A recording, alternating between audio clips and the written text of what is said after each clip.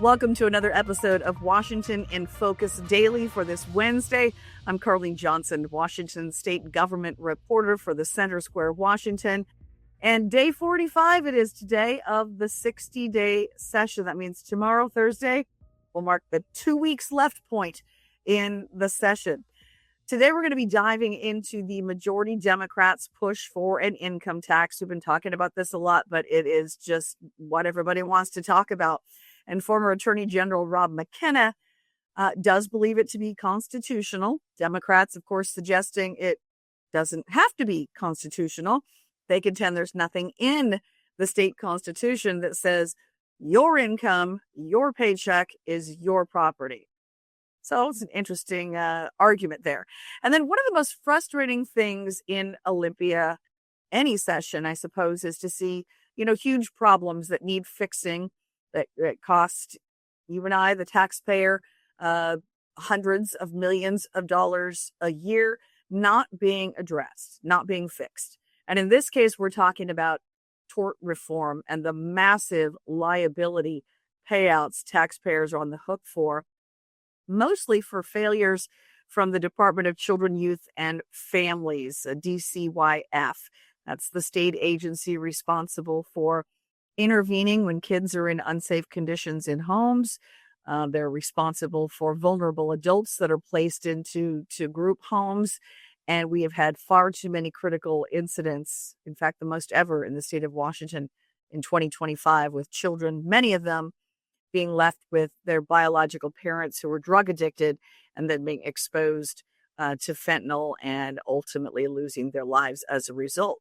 It is $500 million in payouts in one fiscal year here in the state of Washington. And there was a bill offered by Senator Dingra. We're going to get into all of that. But this bill, even though it cleared the Senate, is apparently dead in the water in the House. And I got some comments from A.G. McKenna about that, and also from the Washington Trial Lawyers Association. They're not called that anymore. It's another Justice, Washington Trial Lawyers for Justice or something like that. We'll get into it. But interesting discussion because, here we are going to go another year without addressing this massive liability problem. Okay, so let's start with your favorite topic and mine. Senate Bill 6346, the state income tax on millionaires. This is the 9.9% tax on income above $1 million or combined household income in excess of $1 million. Estimates are it could bring in anywhere from $3.5 to potentially even $5 billion a year to the state. Some of it to go to tax relief for small businesses or the working families tax credit. A lot of it going to go just into the general fund.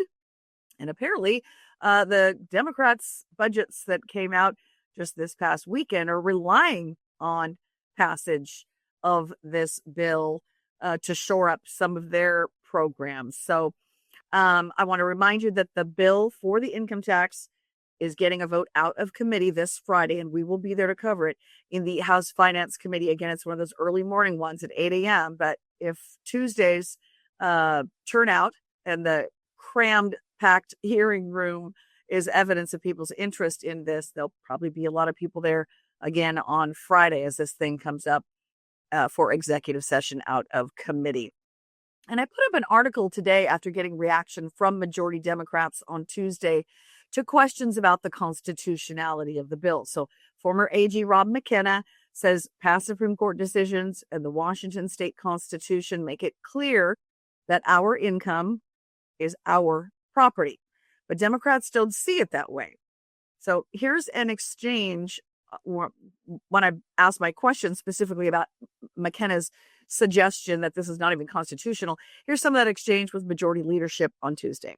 Where in the Constitution does it say that income is property? It doesn't say that. Where it said that was in a 1932 Supreme Court case, a 5-4 case, Culleton v. Chase.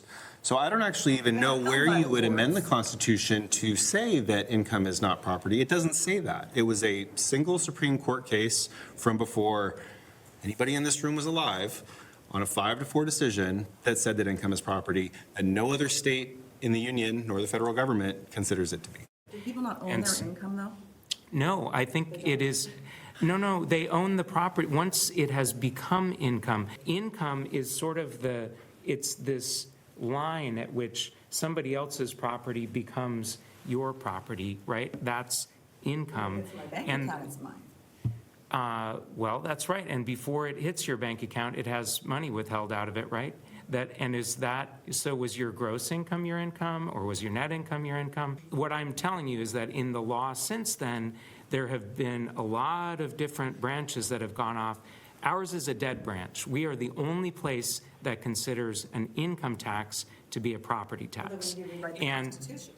Well, people can certainly propose that. But the rest of the world says either that income is a tax on doing something, right? The activity of working at a job or operating a rental property, or, fill in the blank. Or it says that it's a third kind of thing, different from property taxes or excise taxes. And ultimately, we're not going to make that decision.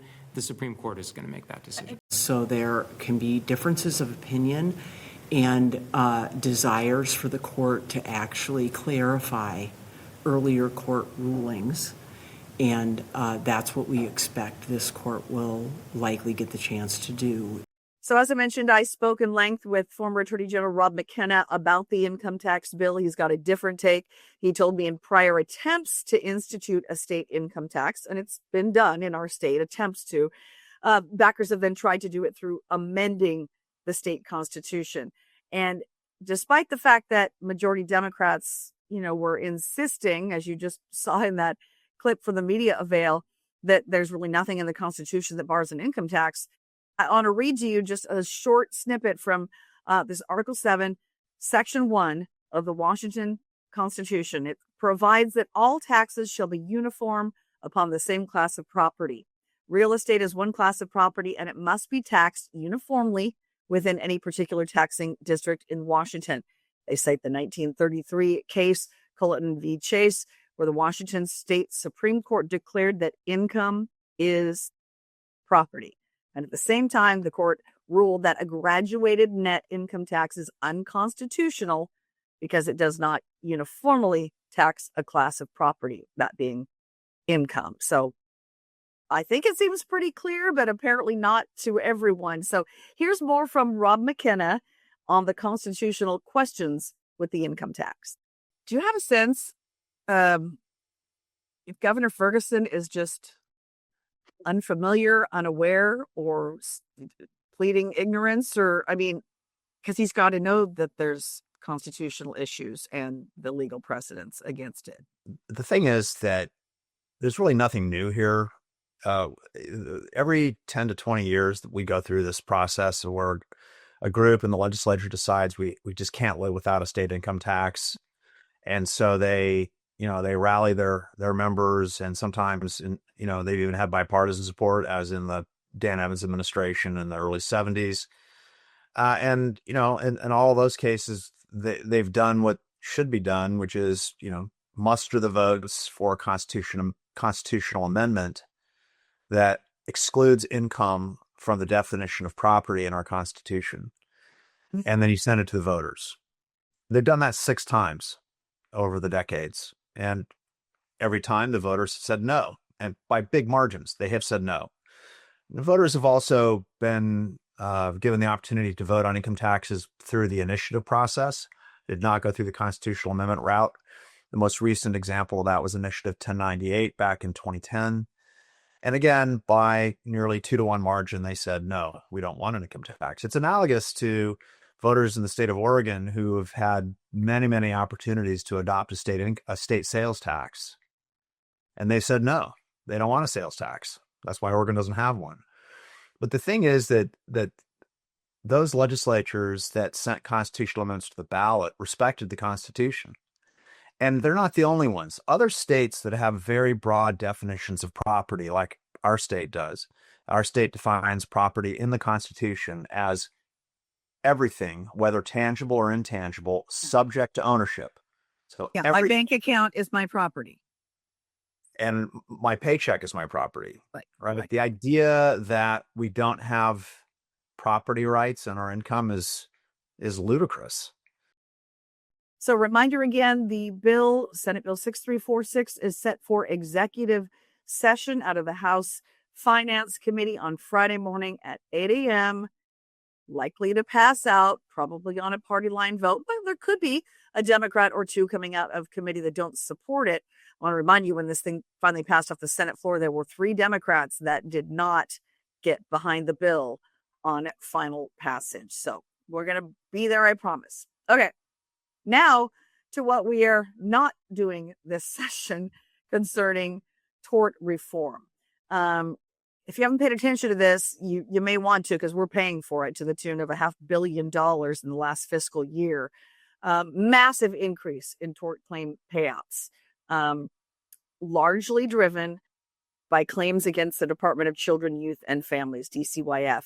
As I explained in the opening, this is the state agency that is responsible for the care of children if there's abuse or neglect, or you have kids in the foster care system, you have vulnerable adults placed in care homes. They are responsible for ensuring that these people are safe. And there's been so many instances where that hasn't happened, and where children have languished in homes with drug-addicted parents, and many have died, or many have suffered near fatal incidents, a record number of critical incidents in 2025. So the idea was, let's get after this. Let's figure out how to address the agency issues, and let's how to address tort reform. There was bipartisan support for legislation aimed at some of the reforms to rein in these massive payouts as it came off the Senate floor. This was a bill sponsored by Senator Manka Dhingra, but it stalled in the House and now is not expected to advance in the session. I spoke to A.G. McKenna, and he put the onus on lawmakers, unwilling, he says, to really hold DCYF accountable and make reforms to prioritize the protection of children ahead of, necessarily just keeping them in families when they're obviously not safe. But he also brought up the Trial Lawyers Association, he said, lobbying against that bill. Here's part of that conversation with McKenna. You look at how much the state is paying out in tort judgments and settlements now. My gosh. Yes. Tens of millions of dollars per case. When I left office, we thought it was a bad year when it was about 80 million. And now it's $500 million in a year. And, Senator Dhingra, not known to be a conservative a lawyer, said, hey, this is a problem. We should do something and start to address this. And her bill, I don't think, is going to pass because the trial lawyers are so powerful, so influential. The legislature can't bring itself to get on top of it. Just to be clear about this, Washington State, when I was AG, was already spending 6 times more per year on settlements and judgments than the state of Massachusetts. And I picked that example because it's about the same size state. It's also a blue state. When we waived sovereign immunity so that you didn't have to get a bill passed in the legislature to get relief if someone in the state government harmed you, we went beyond that basic principle, and through a series of court decisions, we just kept expanding the frontiers of liability. So now, if you leave a child in foster care, something bad happens, or if you take the child out of foster care, leave them with the parents, something bad happens, the state also gets sued. It's something bad happens, the state pays, the taxpayers pay, just to be clear. And there's no other state that has the level of exposure. And by the way, it isn't just affecting state government, it's affecting our local governments as well, because the principles are the same for a county, a city, a school district. So we have unparalleled levels of exposure and payouts, which means there's less money for human services and less money for everything else. And there's just no accountability for it. There's like, no one's like, if the voters know about it, like, who's responsible for this? Like, no one's raising their hand and saying, oh yeah, I need to work on this. They're not. They're just sticking their heads in the sand and pretending the problem doesn't exist. So I did reach out to the group formerly called the Trial Lawyers Association, since AG McKenna, kind of put a lot of the blame on them. They're now actually called the Washington State Association for Justice. And I spoke on Wednesday with attorney Alex Dietz. He didn't appreciate the finger being pointed at them for the bill not advancing, and basically told me their objections were from the onset with the bill that was offered by Senator Manka Dhingra. Their main issue, I found this interesting, her bill, even before there were a whole bunch of amendments attached before it passed the Senate, was to create a commission under what's the Office of Administrative Hearings. And it would outline a whole new process for adjudicating these tort claims against the state.